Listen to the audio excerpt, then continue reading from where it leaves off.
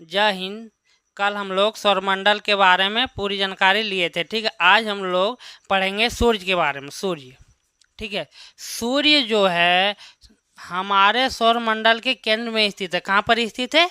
केंद्र में स्थित है। ठीक है, इसलिए इसे सौरमंडल का मुखिया भी कहते हैं। ठीक, सौरमंडल के केंद्र में स्थित है सूर्य और इसे सौरमंडल का मुखिया के नाम से भी जाना जाता है। ठीक है, जो हाइड्रोजन और हीलियम गैसों से बना हुआ एक तारा है। कथी से बना हुआ है? हाइड्रोजन और हीलियम से बना हुआ एक तारा, जो अत्यंत गर्म और स्वयं प्रकाशमान है, यानी कि गर्म आग का गोला है। सिर्फ आग ही आग है वहां पर। ठीक है, और स्वयं प्रकाशमान है। ठीक है, अब सूर्य में ऊर्जा का मुख्य कारण क्या है? जब उसमें क्या बोले अभी कुछ देर पहले हम कि अत्यंत गर्म और स्वयं प्रकाशमान है, तो इसका जब प्रकाश और गर्म होगा तो उसमें ऊर्जा भी निकलेगी। तो ऊर्जा निकलने का मुख्य कारण क्या है? इसका मुख्य कारण परमाणु विलयन की प्रक्रिया है, यानी कि परमाणु के जैसा विस्फोट होते रहता है। हाइड्रोजन और हीलियम जब आपस में मिलता है तब वो ब्लास्ट करता है। ठीक है, तब समझ लो कि क्या ब्लास्ट कर रहा है? हाइड्रोजन। हाइड्रोजन बम सबसे शक्तिशाली बमों में से एक है, यानी कि हमारे पृथ्वी पर। ठीक, और वहाँ पर क्या कर रहा है? परमाणु विलयन कर रहा है हाइड्रोजन और हीलियम। तो समझ लो कि कितना बड़ा बड़ा विस्फोट होता होगा और कितना गर्म होगा। ठीक, जिसके कारण हमारे सौरमंडल के लिए ऊर्जा का क्या है? स्रोत है। हमारा पूरा सौरमंडल एक ही का ऊर्जा प्राप्त करता है और वो है हमारा सूर्य। सूर्य ही सभी को ऊर्जा क्या करता है? ऊर्जा और प्रकाश प्रदान करता है। ठीक, एक ही के पास क्या है? ऊर्जा और प्रकाश है। ठीक है, जो कि यही सौरमंडल के लिए ऊर्जा का स्रोत का कारण है। ठीक है, अब सौरमंडल का सबसे बड़ा सदस्य यही है। कौन है? सौरमंडल का सबसे बड़ा सदस्य यही है, सूर्य। ठीक है, अब प्रकाश की चाल जो निर्वात में होती है 3 लाख किलोमीटर पर सेकंड होता है, यानी कि 1 सेकंड का कांटा चला घड़ी में और 3 लाख किलोमीटर की दूरी तय कर लेता है। ठीक है, अब सूर्य की सबसे ऊपरी परत को करोना कहा जाता है। सूर्य में जो सबसे ऊपरा परत है, ऊपर वाला, उसको बोला जाता है करोना। अब सूर्य में सबसे ज़्यादा गैस हाइड्रोजन गैस है। कौन सा गैस है? हाइड्रोजन 71%। और दूसरा सबसे ज़्यादा गैस है सो हीलियम है। और अन्य जो तत्व है सो 2.5% मात्र है, यानी कि 71% हाइड्रोजन है। कितना ब्लास्ट करता होगा समझ लो यहीं पर। अब दूसरा यानी कि गैस जो है सो हीलियम है। कितना है? 26.5%, यानी कि 26.5%। अब इसका व्यास का बात करते हैं। व्यास किसको कहते हैं? किसी वृत्त के इस पॉइंट से इस पॉइंट तक की जो दूरी होती है इसी को बोला जाता है व्यास। व्यास का दूसरा नाम सबसे वृत्त का सबसे बड़ा जो जीवा होता है उसी को क्या बोलते हैं? व्यास बोला जाता है। ठीक है, इसकी जो दूरी है यहाँ से यहाँ तक 13,90,000 किलोमीटर है। कितनी है?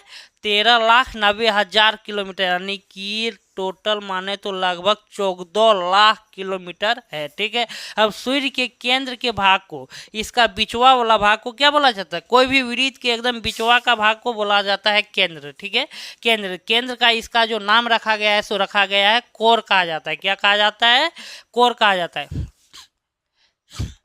यहीं पर ऊर्जा का उत्पादन होता है, यानी कि सबसे ज़्यादा परमाणु विस्फोट जो होता है सो केंद्र में ही होता है, यानी कि बीच में, अंदर में। ठीक है, अब इसका तापमान जब विस्फोट करेगा, ऊर्जा जिसके पास है वो तो तापमान यानी कि गर्म होगा, तो उसका तापमान बहुत जगह अलग अलग है। लेकिन हम लोग 2 जगह का देखेंगे। कहाँ का? एगो कोर में और एगो सतह में।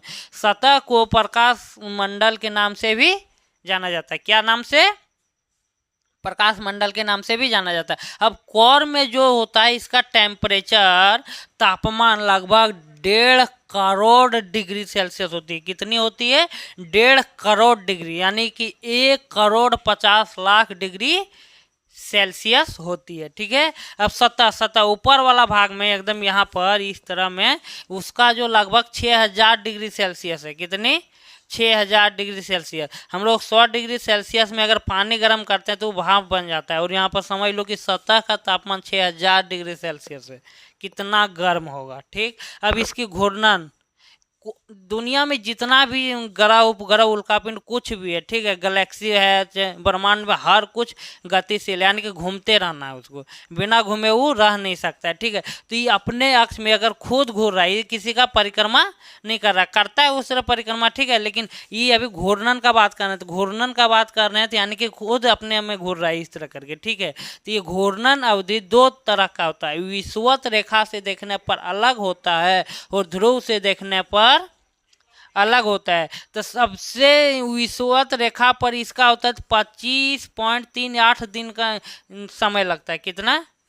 25.38 दिन का समय लगता है, ठीक है। और ध्रुव का बात करें तो इसमें 33 दिन का समय लगता है, यानी कि विषुवत रेखा की अपेक्षा ध्रुव से देखने पर ज़्यादा दिन का समय लगता है। क्या? सूर्य को अपने स्थिति में घूमने पर, यानी कि चारों तरफ एक चक्कर लगाने में उसको ध्रुव से 33 दिन और विषुवत रेखा से लगभग 25.38 दिन का समय लगता है, ठीक है। अब सूर्य का पृथ्वी से लगभग 109 गुना बड़ा है।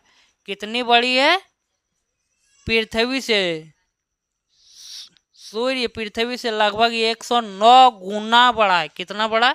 109 गुना, समझ लो।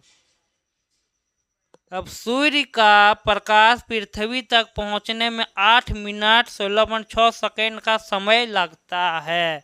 कितना?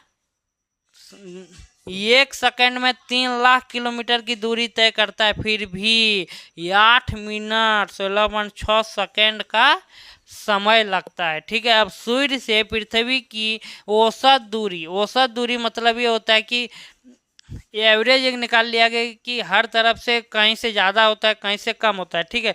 लेकिन एवरेज दूरी जो मानी गई है सो मानी गई है 14,95,98,900। कितनी? 14,95,98,900 किलोमीटर, लगभग 15 करोड़ किलोमीटर की दूरी है, ठीक है।